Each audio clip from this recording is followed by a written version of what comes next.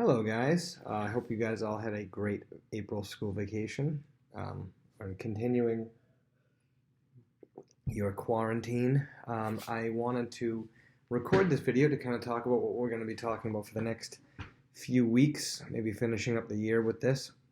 We've been discussing a little bit about philosophy, and I wanted to get you kind of understanding what philosophy is in a general sense, that it doesn't have to be bad. It can plenty of times have some things wrong with it when you go down the wrong roads of philosophy, but it can also have a lot of good if you, just like anything else, if you use it for good and use it wisely. Philosophy is essentially just thinking about existence and thinking about the way things are and why things are the way they are, and also thinking about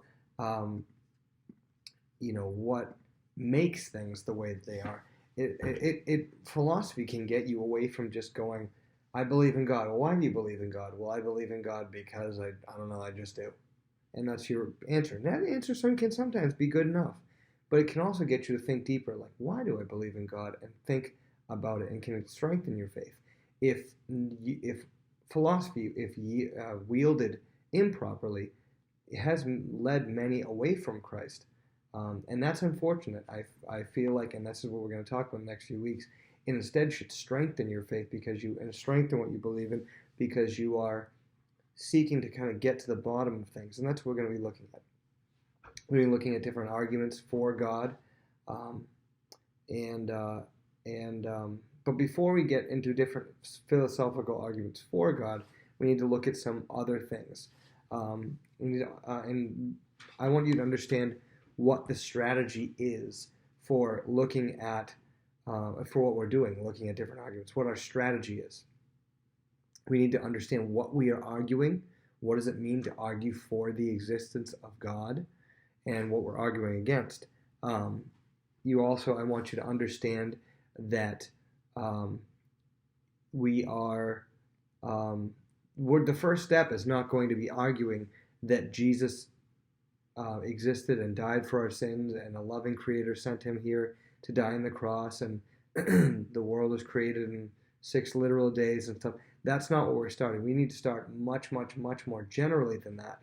And what we're going to start more generally is looking at arguments that just some God exists. And that's the first hurdle, is God or no God. The first hurdle we get to is God or no God. Now, when I say God or no God, I actually don't even mean the God that we believe in, the loving God that sent his son to die on the cross, the God of Israel. I don't even mean that one. I just mean a God. And so, because here's the thing, when you lead down these roads, you have to start from the easiest place to convince somebody of. So a lot of times you have to, I wish I had a better example. I'm just thinking I could have a good example, but I can't think of one right now. But you need to first convince people of a general thing, and then you can get them to something really, really, really specific. I'm not going to try to convince an atheist that the world was created in 6 literal days, 6,000 something years ago. That's way, way, way too specific to get into. I might have a Christian friend who doesn't believe that. And we're both Christians, and we both are brothers in the Lord. And we both might have different convictions. I have different convictions. I might have different convictions that you do on, different things like free will or whatever. We might have different convictions about those things, but we're still Christians, and we're still brothers in the Lord. We might have different convictions on the role of the Holy Spirit in our lives. We might have different convictions of, the interpretation of different scriptures. Who knows? I'm not going to get into that with an atheist. My first step with them is God or no God. Okay? So this is what we're going to talk about today. And so, just in a general sense, I want to tell you guys, these arguments are just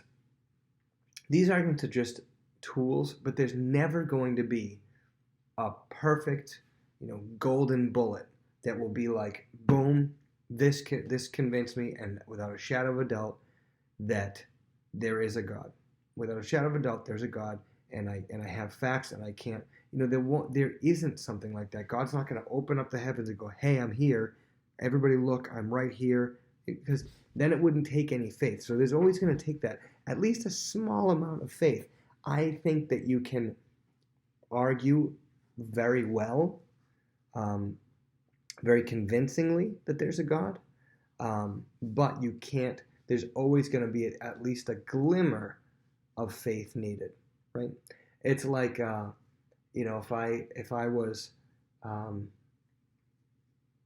if I came, let's see, if I came home and I saw, and I had left my house, it was locked and everything like that, and I left for 10 minutes, and I came back home, and I walked in the door, and I see that the oven is going, there's water boiling in a pot, and I see Mrs. Hanley's coat on the chair, and her pocketbook there, and her keys hanging on the key hook, and I see her car parked in the driveway, and I see a note written for me saying, "Mr. Hanley, I'm just, I went up to change. I'm cooking some food right now on the stove.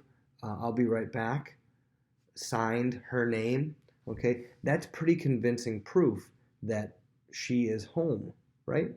However, I haven't seen her, so there's always that slight chance that somebody else wrote the note and wrote her name on it or whatever, and somebody else drove her car home. It's not logical, it's not realistic, but there's always that glimmer of a little bit of faith that I would need to have in order to have that. So understand that there's always going to be just that little glimmer of faith that you're going to need. But we're going to look at these philosophical arguments, and we're going to look at them and say, I think it's more plausible than not that there is a God. That's what we're going to look at. But what this comes down to, what I'm going to talk about, what I'm talking about in this video, is that you need to get to a point where you have a personal conviction that there is a God. Okay? You need to figure that out yourself.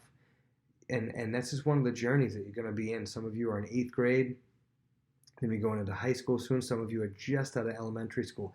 Middle school is 3 years, but there's a vast difference between you 6th graders and you 8th graders.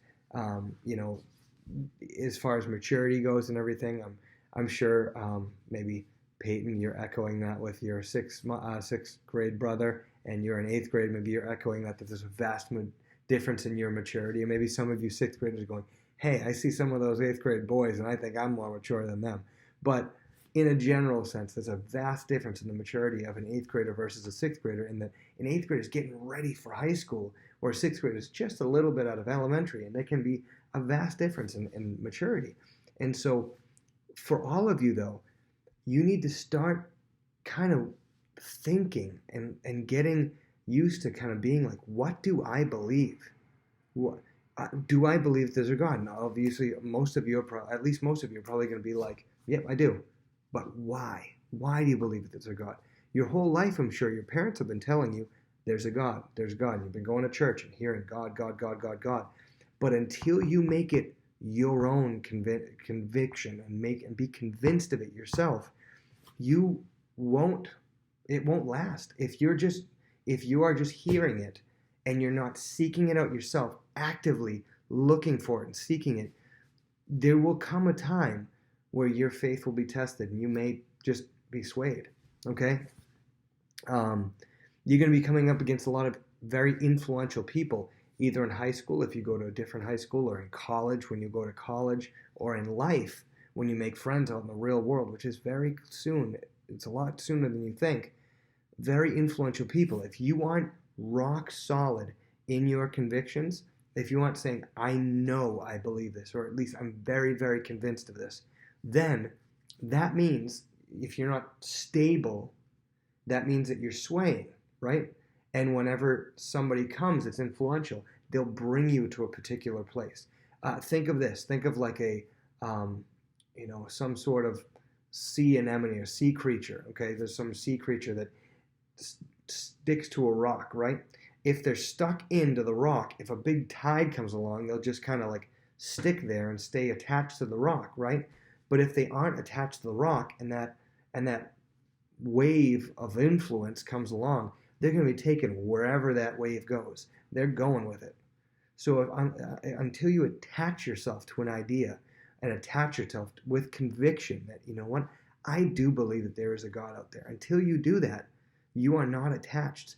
And if a very influential person comes along, they're going to take you with them. And people can be convincing. Atheism wouldn't be popular if there weren't convincing arguments for atheism out there. I mean, one of the most convincing things for some people is just sometimes they can feel a sense of emptiness.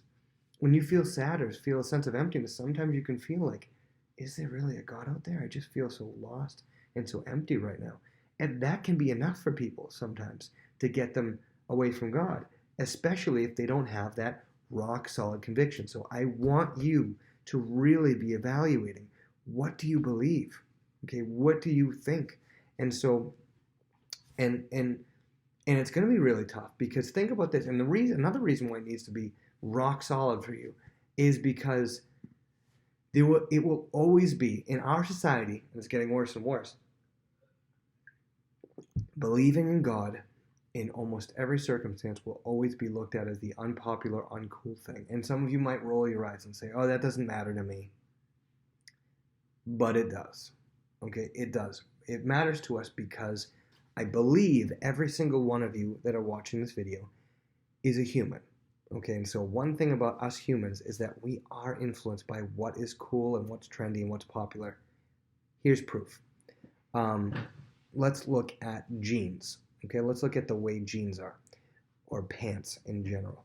When I was in high school, baggy pants were popular. Or let's even go back farther. When some of your parents weren't, although some of your parents aren't that old, some of your parents are probably my age, in let's say the 70s, bell-bottom jeans were very popular.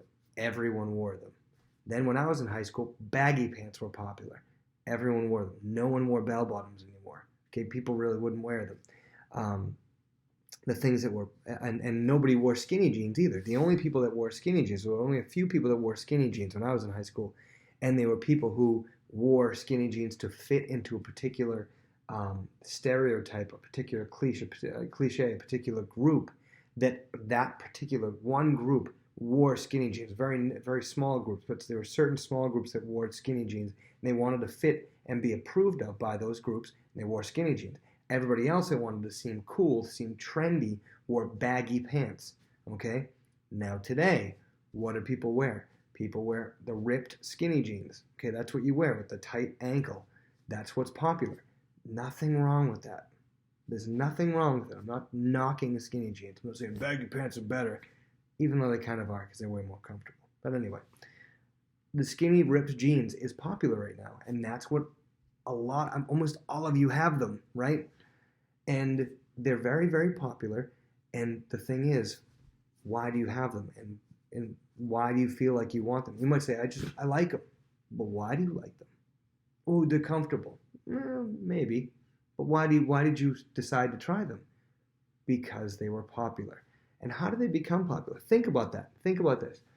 How did skinny jeans become popular right now? How did baggy jeans become popular when I was younger? How did bell bottoms become popular in the 70s? How did that look of like the leather jackets in the 50s, how did that become popular? And the slicked back Fonzie style hair. How did anything that's popular become popular?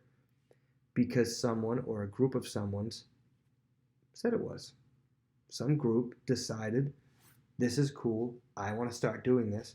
And then they influenced people around them, and they influenced people around them, and influenced people around them, and everybody just started doing it. Think of how quickly trends pop up nowadays. People did that, like the floss, right? The backpack kid on YouTube did some dance, and people thought it was cool, and so all of you do Fortnite. You guys do the Fortnite dances. People think those are cool to do. Everything that's popular, it starts somewhere by somebody generally just saying, usually a fashion saying, this is cool. And then people go, oh, okay. And they follow along with it. You see, influential people will always be influential. And when it's with fashion, it really doesn't matter. As long as you're being appropriate, whatever, who cares? Wear baggy pants, wear skinny pants, I don't care. That's not the point of what I'm saying. The point of what I'm saying is we all are drawn to what's influential, what's popular. The difficult thing is God is never going to be popular with our culture. So you need to be rock solid in your beliefs about God, because there are going to be that wave, that tide of influence. And in order to just stay and it's going to be an uphill battle. It's going to be like running up a down escalator the entire time. And if you are somebody who is morbidly obese and you can't run 5 feet, you're not going to be able to run up that escalator, okay? That's not what's going to happen. Spiritually is what I'm talking about. You're not going to be able to run up that escalator unless you are convinced of it. So, almost done. Personally, I'll talk to you about me personally. I am obviously personally convinced that God exists, but that's not something I can give you. I can't just go, here is a recipe for what will convince you. You need to find that out. You need to search that out. Okay, I found when I was younger, I would find in those times of swaying, in those times of doubting, if I had a moment that I would doubt, or maybe something somebody had something, some influential argument that would be like, oh, what about this argument? Because again, it wouldn't be influential if they didn't have a few good points. If a good point for against the existence of God came up, and I would feel like shaken for a minute, for me personally, I would just sit there and go, okay, let's just say I didn't believe in God. Let me just for a moment decide, you know what? I'm just gonna for a moment here pretend I don't believe in God, because I was like, I went from being like 100% convinced to like 97% convinced just in that like shaken argument. I said, okay, let me just say, okay, I'm going to throw out the existence of God right now and be like, there is no God anywhere. And I believe that. And I'd be like, no, I don't believe that at all. And I would like be like, the amount of faith that it would take me to say, I'm convinced that there's no God out there. I'm like, wow, that would take a lot more convincing. Like, I feel like if I was 97%, if I went from 100% to 97%, I'm like, yeah, I would have to come so much farther to believe that there's no God. I mean, I feel like for me personally, with what I know and my experiences, I'm like, I just feel like I couldn't be convinced of it. Okay, even when I was younger, when I have like my moments of doubting, it was like, it would be like this little tiny, it would be on two sides. I would have like a pebble on this side and a boulder on this side. And yes, there was that little pebble, but I'm like, okay, I'm worried about this little pebble right here, but look at the size of this huge boulder. You know, you guys have to come to your own ends here, and so in your own personal conviction that convinces you. Sometimes, I mean, at the very least, you can look at it this way: without all the other arguments, what camp would you like to be in? Think about it. Think about how lonely and lost and just desolate an argument the atheistic argument is. I mean, with atheism, there's no God. That means no morality, no good, no afterlife, nothing. You're born, you suffer through this terrible life, and then you die and you go on the ground. Everyone does that, and that's it. And there's no point to life. There's no point in living. There's no point in doing anything that you do that just doesn't achieve any happiness. Think of how sad that would be. And with God, specifically Christianity, our lives have purpose. We can achieve good. We can help other people, and we can do things in this life to influence the next life, to influence heaven. And it's such a much happier point of view, and it gives purpose to life. With atheism, it'd be like, why am I even doing any of this? Why am I even living? I might as well just die, because there's no point. Even happiness is just a chemical reaction, and that's it. And so there's no point of anything. It's just such a depressing view of everything. And put it this way, with atheism, with believing in God, there's far less risk as well. What do I mean by that? Think of this. If there is no God, let's say for a second there is no God, an atheist and a person who believes in God both end the same way. Obviously, if there is no God, the fact that I'm a Christian means I'm wrong and the atheist is right. But guess what? There's no penalty for me. There's no penalty for me being wrong. If I'm wrong, we both die, we both go on the ground, and that's it. Okay, what about if God is real? Okay, if God is real, and there is a God, and I believe in him, but the atheist does not, there is a far greater penalty for him than there is for me, right? There's a big difference.